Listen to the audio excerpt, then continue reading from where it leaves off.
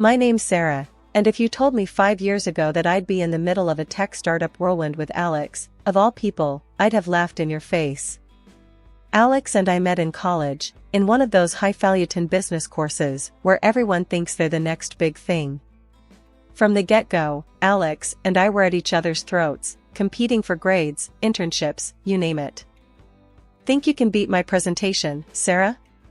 Alex would tease, leaning against the classroom door with that annoying smirk. Watch me, Alex. I'm not just going to beat it, I'm going to make you wish you never stepped up. I'd fire back, my words a mix of jest and determination. That was our thing, always pushing each other to be better, but never admitting it was actually helpful. It wasn't until a group project forced us to work together that things shifted. We found our rhythm, a balance between his bold ideas and my attention to detail. One night, while cramming for the project, we ended up sharing more than just notes. You know, Sarah, I always thought you were just a pain in my ass. But you're actually kinda brilliant, Alex confessed, his guard down for once, as we sat amidst a sea of papers and empty coffee cups. Kinda brilliant? Please, I'm the best thing that's happened to this project. But yeah, you're not too shabby yourself, Alex, I said, the words feeling foreign but honest. That project was a turning point. Our bickering turned into brainstorming sessions, and before we knew it, we were more than just competitors or even friends. We were in love, talking about futures and dreams in a way neither of us had dared before. One evening, just as the sun was setting, casting a golden glow over the campus, Alex turned to me with an idea. What if we don't just dream about making something of ourselves? What if we actually do it? Together? You mean, start a company? You and me? I asked, the idea sounding crazy but thrilling. Yeah, why not? We make a good team, Sarah. We could make this work, Alex said, his eyes alight with the kind of passion I'd come to admire. I couldn't help but laugh, the sound echoing in the emptying quad. Alright, Mr. Big Shot. But if we're doing this, we're doing it my way. No half-assing it. Deal. But I'm the director, Alex quickly added, that familiar smirk returning. Fine, Mr. Director. But remember, behind every great man is a woman rolling her eyes, I quipped, our laughter mingling with the promises of the future. Fast forward to graduation, and we were married. Not just to each other, but to our dream. We poured everything we had into our startup. Alex took the title of director, wearing it like a crown. Part of me found it endearing, his childlike excitement at being able to call himself a director. I knew the title meant the world to him, not for the power it held, but for the status he thought it brought. Our little company started to grow, our dreams slowly turning into reality. It was hard work, longer hours than either of us could have imagined, but we were doing it. Together. Our little startup was like a newborn, demanding all our time and attention. Alex and I were in it elbow deep, trying to juggle a million things at once. It was during this chaotic dance of meetings, coding sessions, and endless coffee runs that Emily walked into our lives. We hired her on the spot. It wasn't just her confidence, it was her energy. She was like a live wire, ready to electrify our startup and push it into the spotlight. And that's exactly what she did. Emily wasn't just good at her job, she was phenomenal. Her campaigns were creative, edgy, and exactly what we needed. But it wasn't just her work that stood out, it was her personality. She was funny, quick-witted, and fit right into the little family we were building at the company. It was easy with Emily. She had this way of making everyone feel at ease, a magnetic personality that drew you in. But there were moments when I caught a glimpse of something else, a sort of loneliness that she masked with her humor. One day, while we were brainstorming in the office, I decided to broach the subject. Emily, how come someone as awesome as you is still single? Not prying, just curious. Emily's smile faltered for a second before she shrugged, her usual brightness dimming. Guess not everyone's as lucky as you, Sarah. Finding a guy like Alex? That's like striking gold. Her words were offhand, but the undercurrent of bitterness was unmistakable. It caught me off guard, stirring an unease I couldn't quite place. Hey, there's plenty of gold out there. Just gotta know where to look. I tried to lighten the mood, but Emily just shook her head, the topic clearly closed for discussion. As the days turned into weeks, and the weeks into months, our little company began to take shape. Emily's campaigns were bringing in clients, and our product was gaining traction. But it wasn't just the business that was growing, our relationships were too. Emily had become an integral part of our lives, blurring the lines between work and friendship. It was a golden time, filled with hard work, harder laughs, and the feeling that we were on the brink of something great. Emily, with her talent and fire, had become more than just an employee. She was a friend, a confidant, and a crucial part of our dream. As our startup began gaining momentum, I noticed a shift in Alex's focus. It wasn't the company that kept him busy, but rather, the pursuit of the perfect business suit or the latest model car. His obsession with appearances had always been a quirk I tolerated, but now it seemed to take precedence over the hard graft our company required. Alex, don't you think there's more to focus on right now than another suit? I asked him one morning, finding him browsing through an online luxury store during work hours. Come on, Sarah. You know how it is. Looking the part is half the battle in business. Life's too short to deny myself the finer things, he retorted without looking up, his attention fixed on the screen. I shook my head, exasperated. Sure, but maybe the other half of the battle is actually running the business? You know, the one we're trying to build here? He finally glanced up, offering a half-smile that was meant to disarm. Relax, Sarah. Everything's under control. A director needs to look sharp. It's good for morale. His nonchalance irked me, but I decided to let it go. There were bigger battles to fight, especially with the unsettling rumors that had begun to circulate around the office. One late evening, I was burning the midnight oil in the office when I decided to take a break and grab some coffee. As I neared the break room, I caught snippets of conversation that made me freeze in my tracks. Saw Alex and Emily cozying up in the marketing suite yesterday. Didn't look like any work meeting to me, one of our developers muttered, unaware of my presence. Yeah, there's definitely something going on there. They've been spending a lot of time together after hours.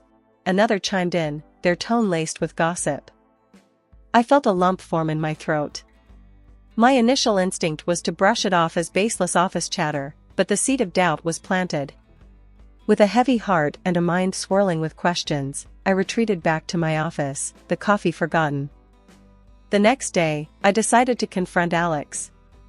I needed to hear his side, to clear the air. Finding him in his office, leaning back in his chair with that all-too-familiar smirk, I didn't waste any time. Alex, we need to talk. There's talk going around about you and Emily. What's going on? My tone was more confrontational than I intended, my emotions getting the better of me. Alex's smirk faded, replaced by a look of confusion. Talk? What talk? Sarah, you know me. Why would I do anything to jeopardize what we have here? His words were meant to be reassuring, but there was a stiffness to his laughter that didn't sit right with me. I want to believe you, Alex, but the rumors. They're not just going to go away. People are talking. People always talk, Sarah. It doesn't mean we have to listen. Emily's a crucial part of our team, nothing more. You think I'd risk our dream for a fling? Alex's voice was firm, his eyes meeting mine in a challenge. I wanted to believe him, to brush off the rumors as just that, rumors. But the nagging doubt lingered, casting a shadow over our conversation. All right, Alex. I just needed to hear it from you. Let's just focus on the work, okay? Always, he replied, but the ease that once defined our interaction seemed strained, tainted by suspicion. In the days that followed, I threw myself into my work, trying to ignore the whispers and the sideways glances. Emily, for her part, seemed oblivious to the rumors, her focus solely on her campaigns. But the atmosphere in the office had changed. What was once a place of camaraderie and innovation now felt like a minefield. I found myself observing Alex and Emily more closely, searching for any sign that the rumors might be true. Their interactions, once thoughtless and friendly, now seemed fraught with hidden meanings. The weeks leading up to the big contract signing were a blur of negotiations, revisions, and, frankly, a fair bit of groveling. The director on the other end was the type who'd make a saint swear. Every meeting, every call, it felt like wading through mud. But the payoff? It was going to be huge. This deal was our ticket to the big leagues, a chance to level up our startup in ways we'd only dreamed of. So, I buckled down, ignored the growing pile of laundry at home, and let takeout containers become my primary diet. Look, I know he's a pain, but if we land this, it's game changer, I told Alex during one of our late-night strategy sessions. Yeah, if he doesn't drive us insane first, Alex replied, his eyes glued to his laptop. Emily chimed in with her usual optimism. We've got this. Sarah's been crushing it. He's practically eating out of her hand now. I wasn't so sure about the eating out of her hand part, but we were close, damn close. And when the day finally came to ink the deal, the sense of anticipation in the office was electric. The annoying director, somehow less irksome with a pen in hand ready to sign, was there alongside us, a necessary evil in our path to victory. The moment the contract was signed, the atmosphere shifted from tense anticipation to outright celebration. Champagne bottles popped, and glasses clinked, the sound of success ringing loud in the lobby of our little startup that could. Alex, with that director by his side, stepped forward to address the crowd. I want to take a moment to recognize the incredible effort that went into making today possible. Alex started, his voice carrying over the buzz of conversations. Sarah, in particular, has been instrumental in getting us to this point.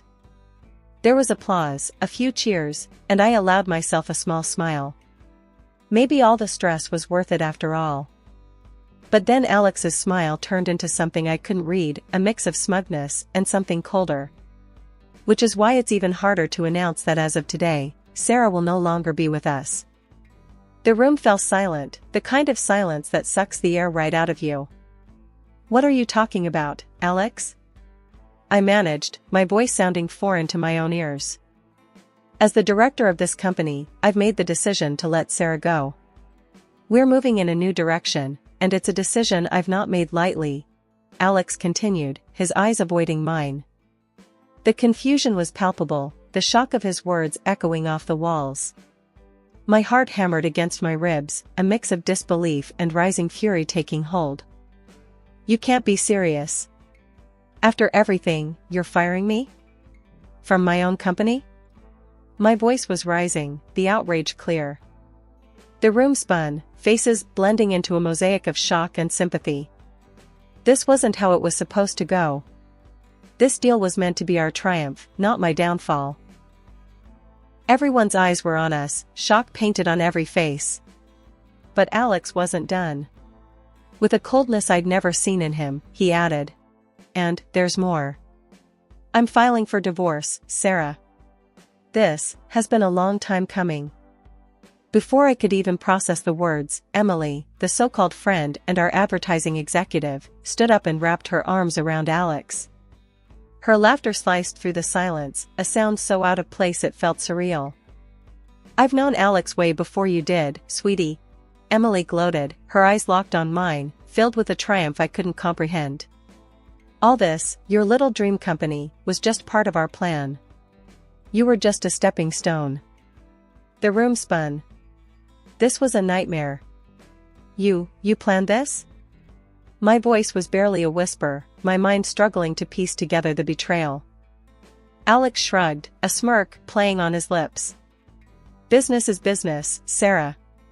We needed you to get the company off the ground, to seal the deal. And now, we're moving on.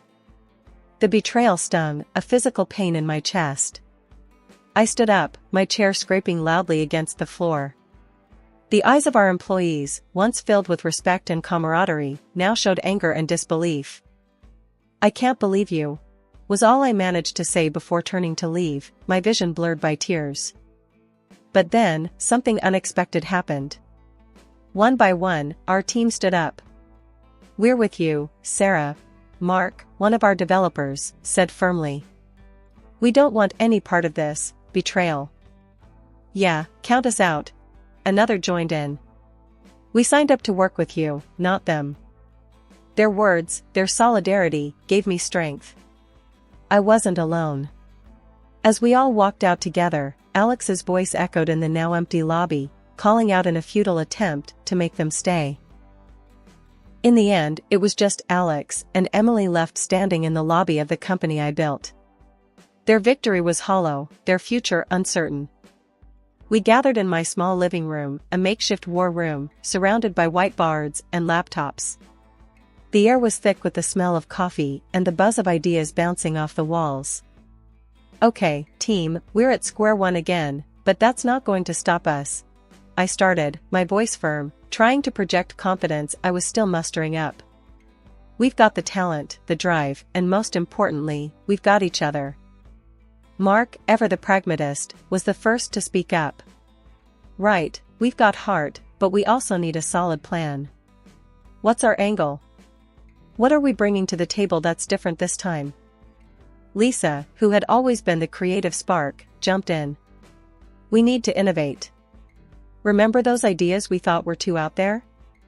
Now's the time to bring them to life. No holding back."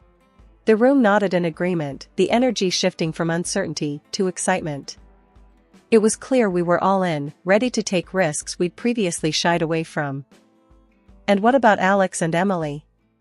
They're not going to take this lying down," I said, the thought of facing them again leaving a bitter taste.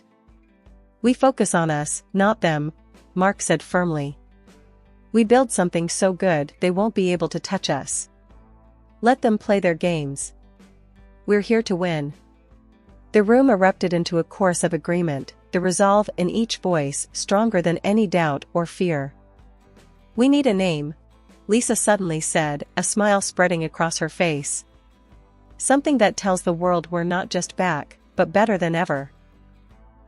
The suggestions started flying, some ridiculous, some brilliant, but all of them infused with the hope and camaraderie that had brought us together in my living room. After hours of debate, brainstorming, and more cups of coffee than I could count, we landed on a name that felt right. It was bold, it was fresh, and it perfectly captured the essence of our new beginning. Phoenix.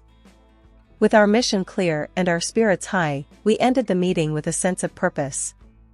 The road ahead was uncertain, but for the first time since the betrayal, I felt like we were on the right path. As everyone packed up their things, Mark lingered behind, a thoughtful look on his face. "You know, Sarah, what Alex did, it's going to make our victory that much sweeter. We're going to show him what he lost. We're going to show everyone." His words were the reassurance I needed. Yes, we had been knocked down, but we were far from out. This wasn't just about revenge, it was about proving to ourselves that we could rise from the ashes, stronger and more united than ever. After filing for divorce, I felt a weight lift off my shoulders, the kind you don't realize you're carrying until it's gone. My newfound freedom was intoxicating, a fresh start I hadn't known I desperately needed. Then, out of the blue, Alex called, his voice dripping with urgency and desperation. He wanted to meet, and despite every instinct telling me it was a bad idea, curiosity won over. We agreed to meet at a rundown diner on the outskirts of town, a place so nondescript it felt like a metaphor for our failed marriage. Alex was already there when I arrived, looking like a shadow of the man I once knew, with Emily, the cause of all this drama, clinging to his arm like a designer handbag.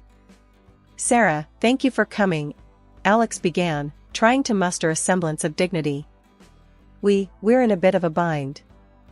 Emily, her eyes swollen from what I assumed were tears, chimed in with a sniffle. "The deal, Sarah, the big deal we were all so happy about, it's gone. Cancelled." I couldn't help it, laughter bubbled up from within me, echoing off the dingy diner walls.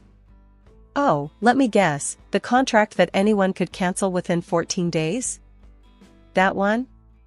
I managed between fits of laughter.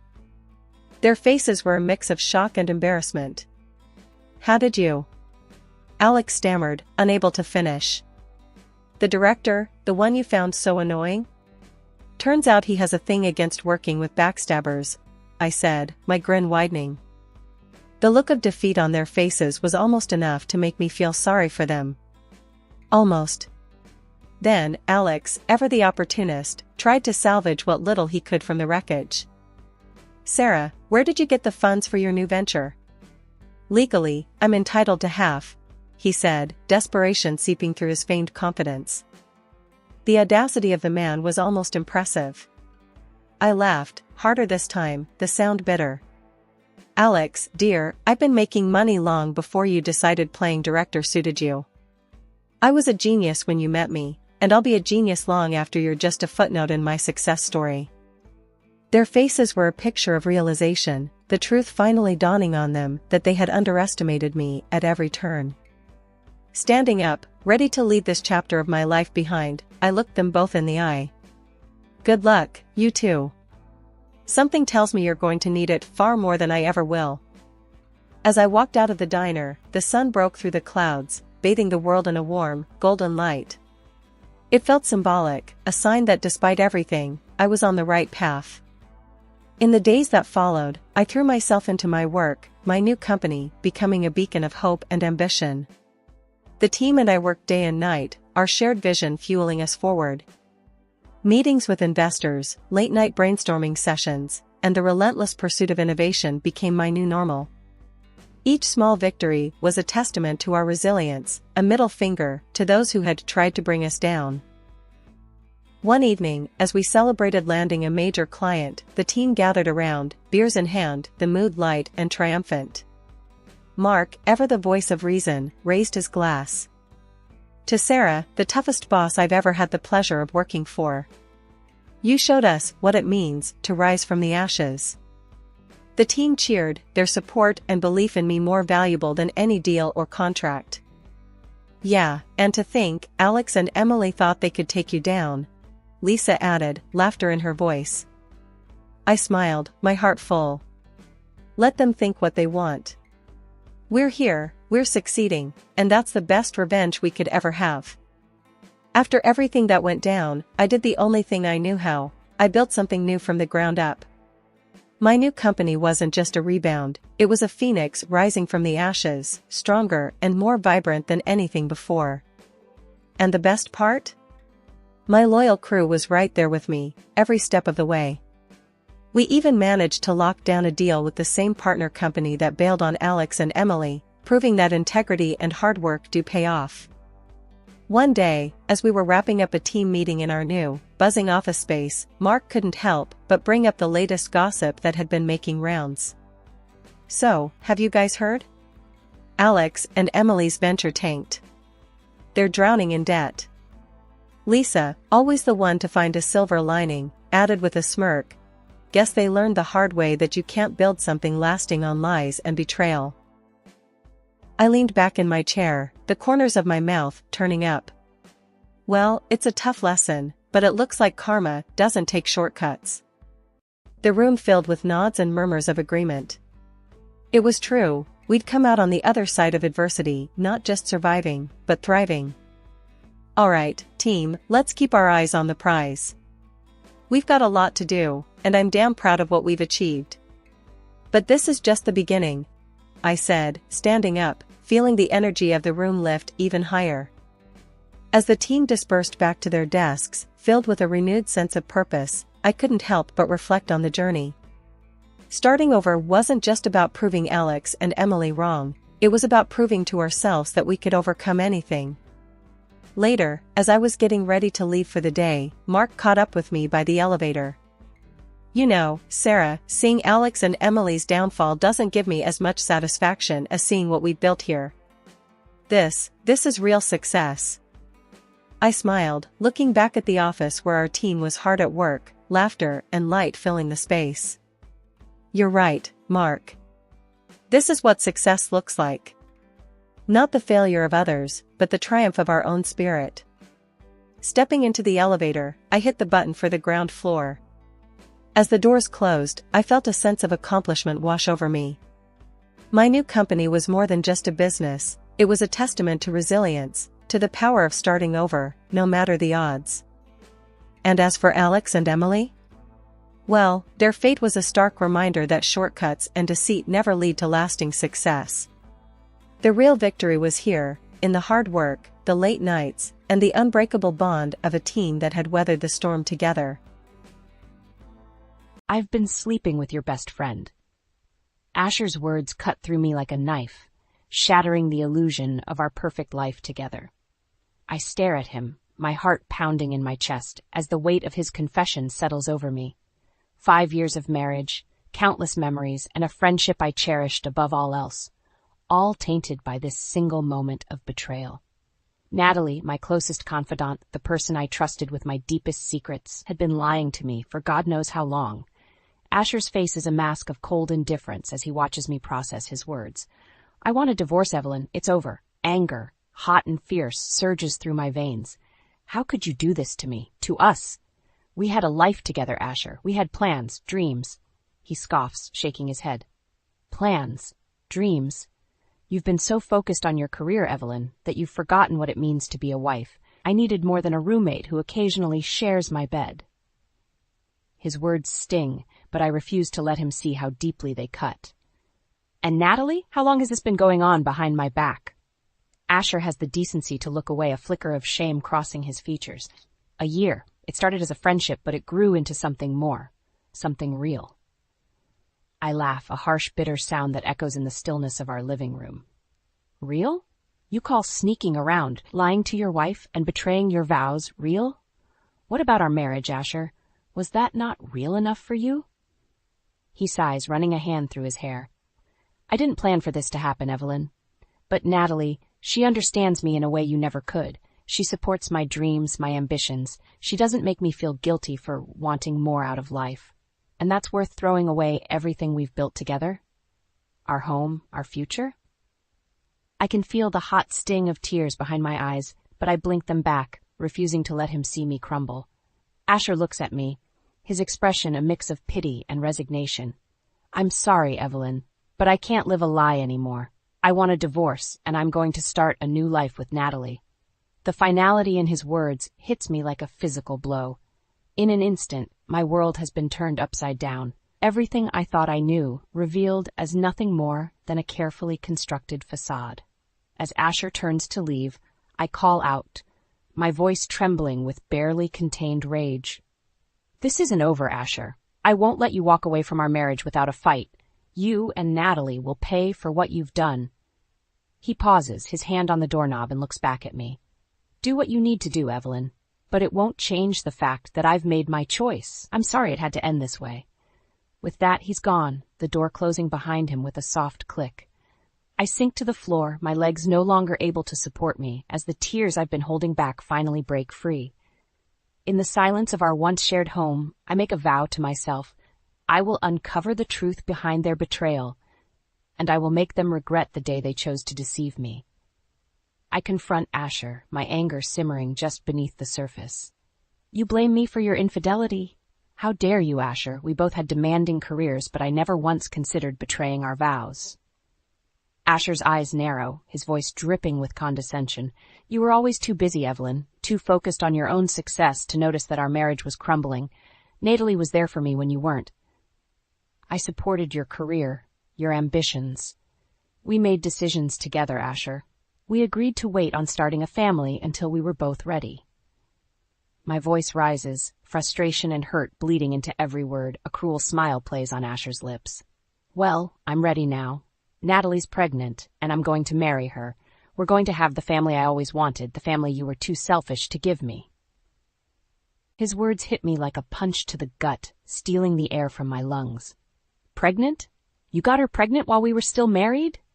How could you be so reckless, so irresponsible? Asher shrugs, his indifference a sharp contrast to the turmoil raging inside me. It happened, Evelyn, and I'm not going to apologize for it. Natalie and I are building a future together, and I won't let you stand in our way. I clench my fists, my nails digging into my palms. You're a liar and a cheat, Asher. You've betrayed me in the worst possible way. And for what? A woman who was willing to sleep with her best friend's husband? What kind of future can you possibly hope to build on a foundation of deceit? He steps closer, his eyes cold and unfeeling. The kind of future I deserve, Evelyn. One where I'm not constantly being held back by a wife who can't see beyond her own ambitions. Natalie understands me, supports me in ways you never could. And you think that justifies your actions? You think that gives you the right to destroy our marriage, to shatter the trust I placed in you? My voice cracks, the weight of his betrayal threatening to crush me.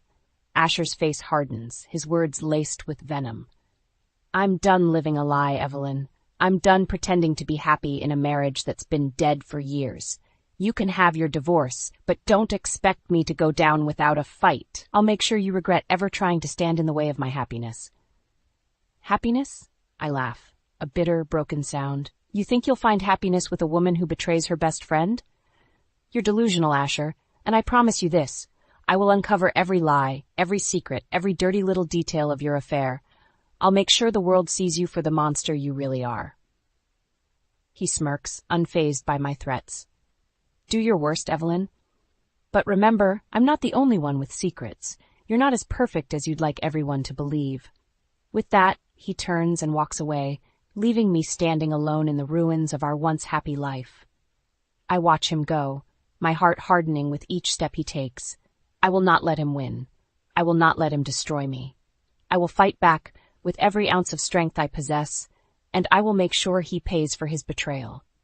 As I stand there, the pieces of my shattered world littering the ground at my feet, I make a silent vow to myself. I will uncover the truth, no matter the cost.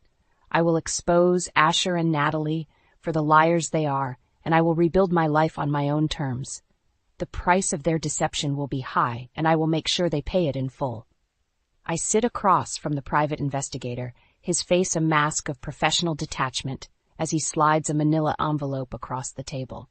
This is what I've managed to uncover so far, Mrs. Callahan. It seems your husband has been quite generous with his mistress. I open the envelope with trembling hands, my eyes widening as I flip through the photographs and financial statements. Asher, my loving husband, had been funneling money into Natalie's bank account for months, paying for her rent, her art supplies, her lavish lifestyle. How long has this been going on? I ask, my voice barely above a whisper. The investigator leans back in his chair, his eyes filled with a mixture of pity and understanding. From what I can tell, the payment started about 6 months ago, right around the time your husband started spending more late nights at the office. I nod, the pieces of the puzzle falling into place. Asher's sudden distance, his increasingly cold demeanor, all signs I had foolishly ignored in my desire to believe in the sanctity of our marriage. Thank you, I say, sliding the envelope back across the table. I appreciate your discretion in this matter. He nods, rising from his seat. Of course, Mrs. Callahan, if there's anything else I can do to assist you, please don't hesitate to call. I leave the investigator's office, my mind reeling with the evidence of Asher's betrayal. But I know confronting him directly will only lead to more lies, more denials. No, I need to go straight to the source. I need to speak with Natalie. I find her at her studio, her once vibrant paintings now twisted and dark, reflecting the turmoil of her own guilty conscience. She looks up as I enter, her eyes widening in surprise and fear.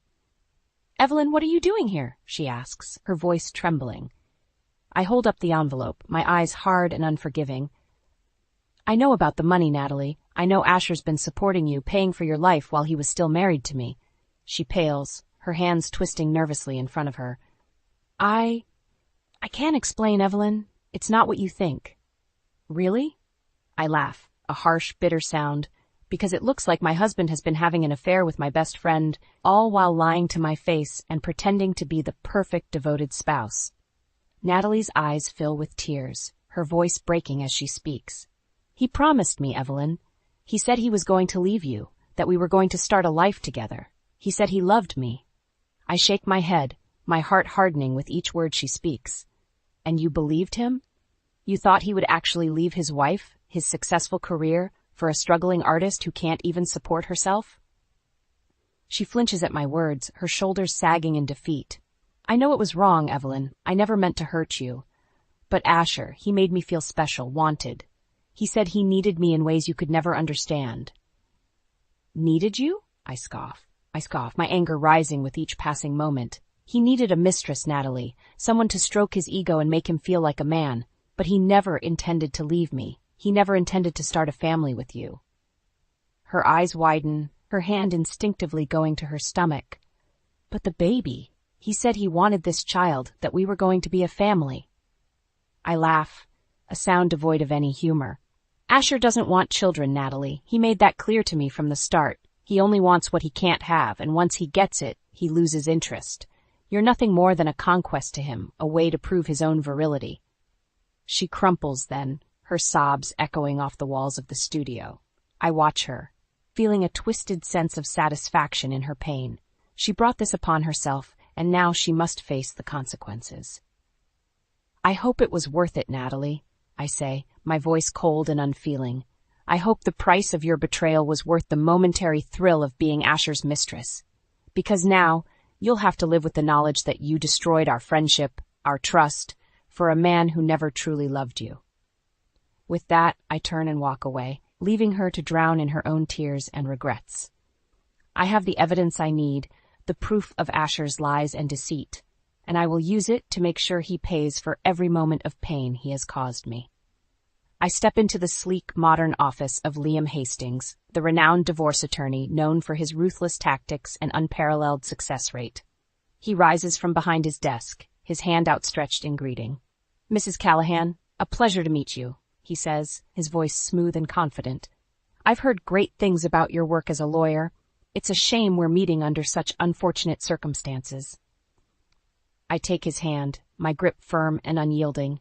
"Please, call me Evelyn, and thank you for agreeing to take on my case. I need someone who isn't afraid to play hardball." Liam smiles, a glint of something dangerous in his eyes. "I assure you, Evelyn, I'm not in the business of playing nice. When my clients come to me, they expect results, and I deliver." We sit and I slide the manila envelope across his desk. This is what my private investigator uncovered. Proof of my husband's infidelity and financial support of his mistress. Liam flips through the documents, his brow furrowed in concentration. "This is good, Evelyn. Very good. With this evidence, we can paint a picture of a man who not only betrayed his marriage vows, but also his financial responsibilities." I nod, my heart racing with the thrill of impending revenge. "There's more. I've uncovered evidence that Asher has been embezzling funds from our joint accounts, funneling the money into Natalie's bank account." Liam's eyes widen, a slow smile spreading across his face. "Embezzlement? Oh, this is going to be fun. We'll nail him to the wall, Evelyn. He won't know what hit him." We spend the next few hours poring over the evidence, strategizing our next moves. Liam is brilliant, his mind working in ways I never could have imagined. He sees angles I never considered, finds loopholes and technicalities that will work in our favor. As we work, I find myself drawn to him, to his intensity and his passion for justice.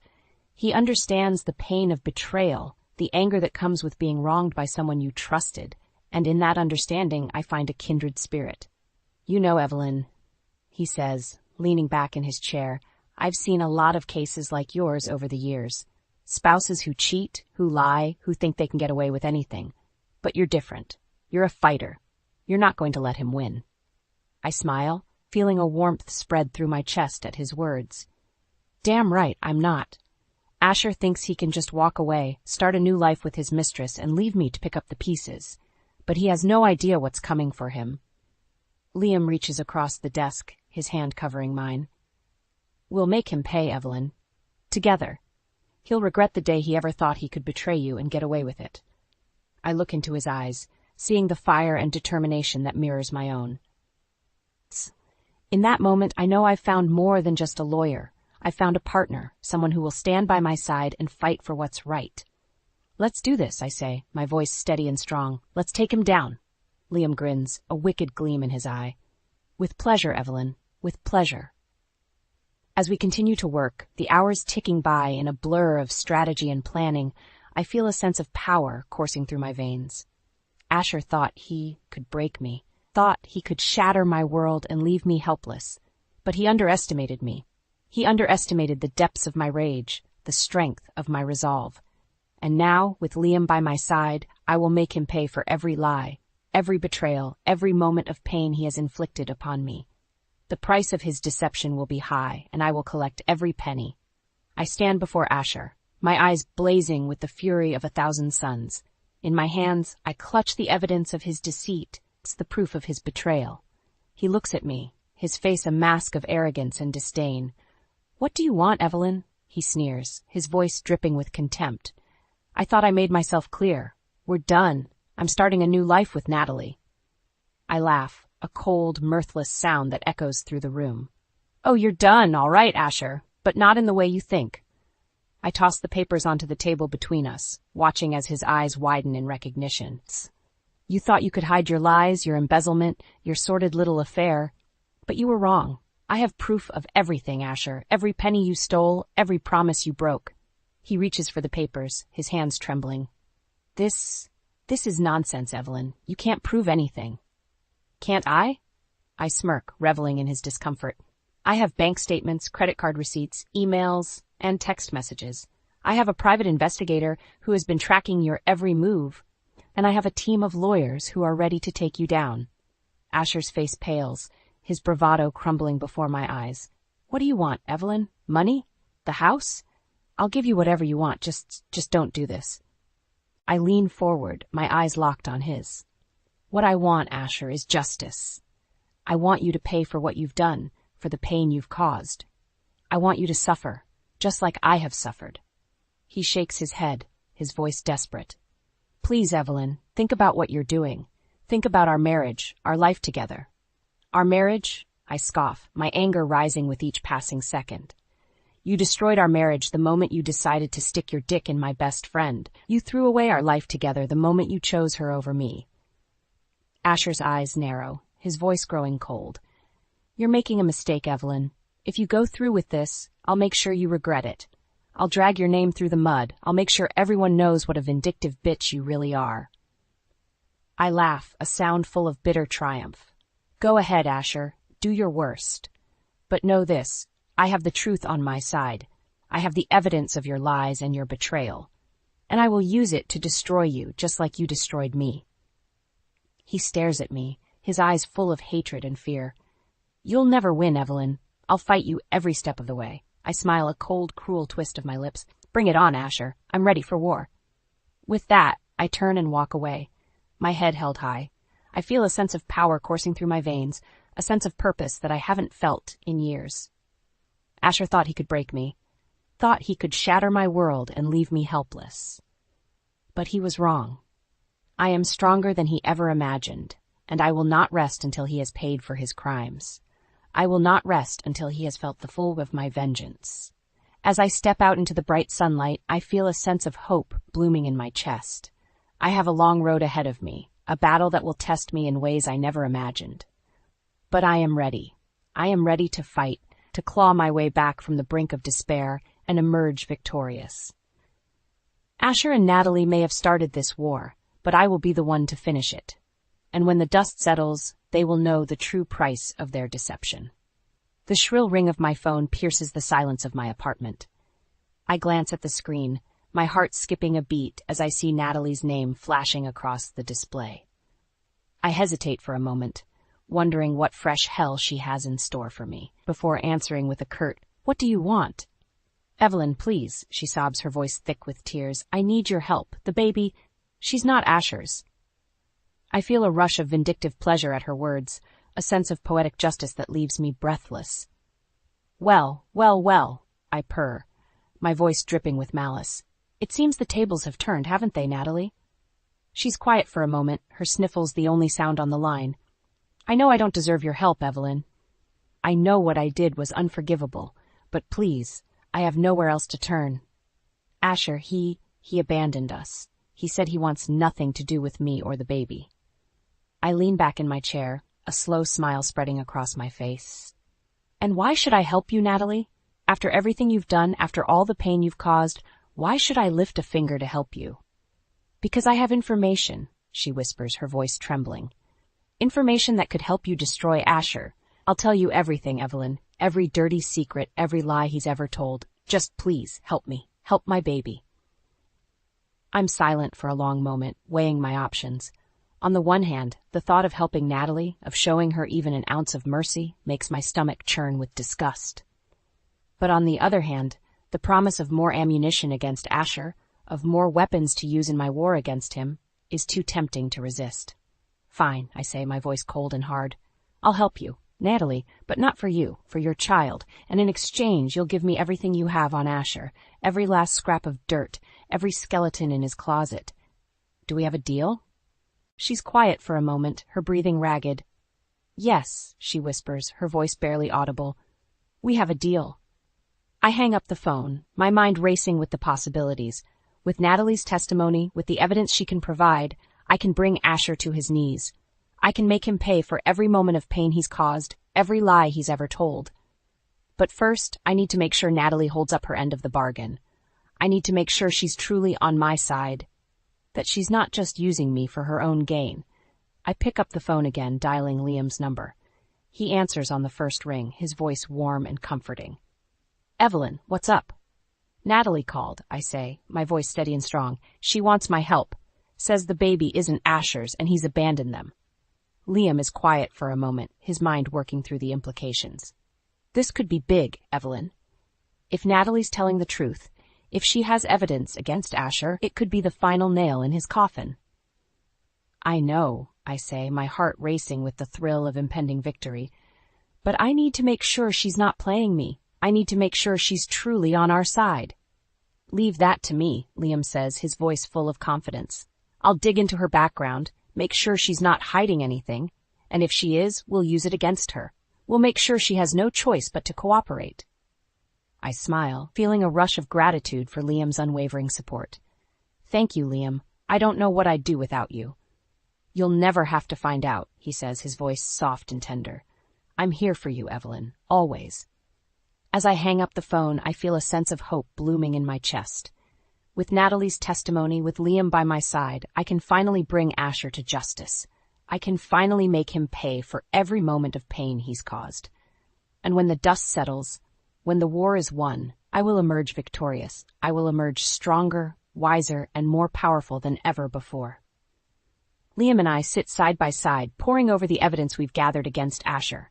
Bank statements, phone records, emails, and texts, all painting a picture of a man consumed by his own greed and selfishness.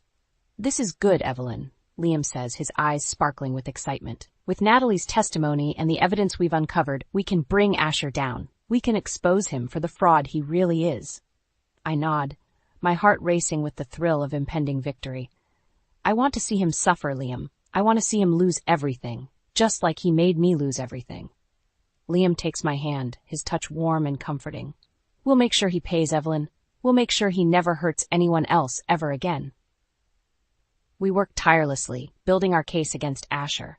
We reach out to his colleagues, his patients, anyone who might have information about his unethical behavior. And with each new piece of evidence, each new testimony, our case grows stronger. Finally, the day of reckoning arrives. We stand before the medical board, our evidence laid out in damning detail. Asher sits across from us, his face pale and drawn, his eyes filled with fear. Dr. Asher Callahan, the board chairman begins, his voice grave. The evidence against you is overwhelming. You have violated the trust of your patients, your colleagues, and your profession. You have engaged in unethical behavior, financial misconduct, and adultery. What do you have to say for yourself? Asher opens his mouth to speak, but no words come out. He looks at me, his eyes pleading for mercy, but I have none to give. You destroyed my life, Asher, I say, my voice cold and hard. You betrayed me, lied to me, and made me question everything I ever believed in. And now you will pay the price for your actions. The board deliberates for only a few minutes before reaching their decision. Dr. Asher Callahan, the chairman says, his voice ringing with finality. It is the decision of this board to revoke your medical license, effective immediately. You are hereby barred from practicing medicine in the state of New York, and your name will be added to the National Registry of Disciplined Physicians. May God have mercy on your soul. Asher crumples in his seat, his face buried in his hands. I feel a rush of triumph, a sense of vindication that leaves me breathless. I have won. I have destroyed the man who destroyed me. As we leave the hearing, Liam takes my hand, his eyes shining with pride. You did it, Evelyn. You brought him to justice. I nod, feeling a sense of peace wash over me. I couldn't have done it without you, Liam. You've been my rock through all of this. He smiles, his hand tightening around mine. I'll always be here for you, Evelyn, no matter what. We walk out into the bright sunlight, ready to face the world together. Natalie is waiting for us, her baby cradled in her arms. She looks at me, her eyes filled with gratitude. Thank you, Evelyn, she says, her voice trembling with emotion. Thank you for helping me, for giving me a second chance. I nod, feeling a sense of kinship with the woman who was once my enemy. We all deserve a second chance, Natalie, even you. As we walk away, I feel a sense of hope blooming in my chest. The past few months have been a nightmare, a hell I never thought I'd escape. But now, with Asher's downfall and Liam by my side, I know that anything is possible. I have emerged from the darkness, stronger and more powerful than ever before, and I know that whatever the future holds, I will face it with my head held high, ready to take on the world.